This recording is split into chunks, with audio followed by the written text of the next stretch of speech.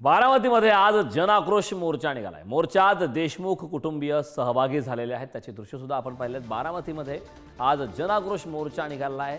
सर्व आरोपींना लवकरात लवकर कठोर शिक्षा व्हावी, फाशीची शिक्षा देण्यात यावी आणि एकमेव जो आरोपी फरार आहे कृष्णा आंधळेला लवकरात लवकर ताब्यात घेण्यात यावं, अशा प्रकारची मागणी करत आता बारामतीमध्ये जनाक्रोश मोर्चा निघाला। अपहरणाचे प्रकार घडलेले आहेत। या हत्या होण्या अगोदर जे स्टोर इन्चार्ज आहेत शिंदे साहेब आणि स्टोर मॅनेजर त्यांना अपहरण केलं होतं 28 मेला। त्यावेळेस जर ऍक्शन घेतली असती यंत्रणेला तर ह्या पुढच्या कुठल्याही घटना घडल्या नसत्या किंवा तिथे जी गुन्हेगारी वाढलेली आहे त्याला राजकीय पाठबळ पण दिलं गेलेलं होतं। हे वेळोवेळी सिद्ध झालेलं आहे। सगळ्या गोष्टी देशमुख कुटुंबियांना सांगायच्या आणि त्या ऐकायच्या यापेक्षा प्रत्येकाला आपल्याला जे काही भूमिका आहे आपले जे काही अधिकार आहेत ते जर राबवले, ते जर प्रत्यक्षात आणले तर ह्या गुन्हेगारीला कायमचा आळा बसेल एवढंच मी बघा। खरं तर जवळपास 3 महिने पूर्ण होत आहेत या घटनेला, मात्र अद्याप एक आरोपी फरार आहे आणि उर्वरित जो तारखा सुरू होणार आहे। काय अपेक्षा आहे यावरून? हे जी टोळी होती ती सर्वात गुन्हेगारांची टोळी होती आणि ही पोलिसांसोबत सर्रास वावरत होती। तुम्ही काही सीसीटीव्ही फुटेज देखील बघितलेले आहेत।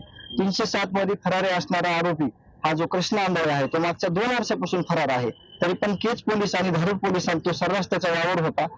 पोलिसांकडूनच जर त्याला अभय मिळत होतं तर तो कुणाला भेटणार आहे दुसऱ्या? जर तो यंत्रणेला घाबरत नाही तर तो लोकांना, सर्वसामान्याला, आमच्यासारख्या लोकांना थोडंच घाबरणार आहे। तर तीच त्यांचीच जिम्मेदारी आहे की ज्या ठिकाणी त्याचा ठिकाणा होता, ज्या ठिकाणी त्याला पोचलं गेलं नव्हतं त्याच लोकांनी त्याला शोधलं पाहिजे आणि त्याला शिक्षा दिली पाहिजे। आतापर्यंत जे तपास पूर्ण करून जे चार्जशीट आलेले त्याच्यावर समाधानी आहे का तुम्ही? अजून सगळा पूर्ण 1578 पानाचं ते चार्जशीट आहे। त्याचा सगळा अभ्यास होणं हे वकील आणि आम्ही याला सुद्धा खूप अवघड गोष्ट आहे। जो तपास 3 महिन्यामध्ये सगळ्या यंत्रणा राबवून केलेला आहे, 1 आणि 2, 4, 8 दिवसामध्ये तो तपास आपल्याला अभ्यासणं खूप कठीण गोष्ट आहे।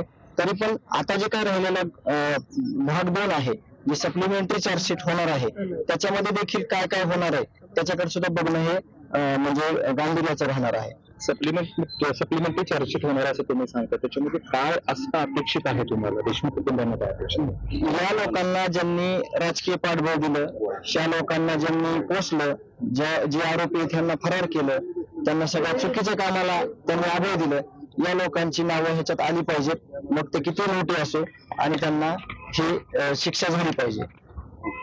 वैभव, ते खरं तर सुधारित जबाब जेव्हा तो घेतला गेलेला आहे त्यामधून ज्या गोष्टी समोर आलेल्या आहेत, काय नक्की सवाल होता?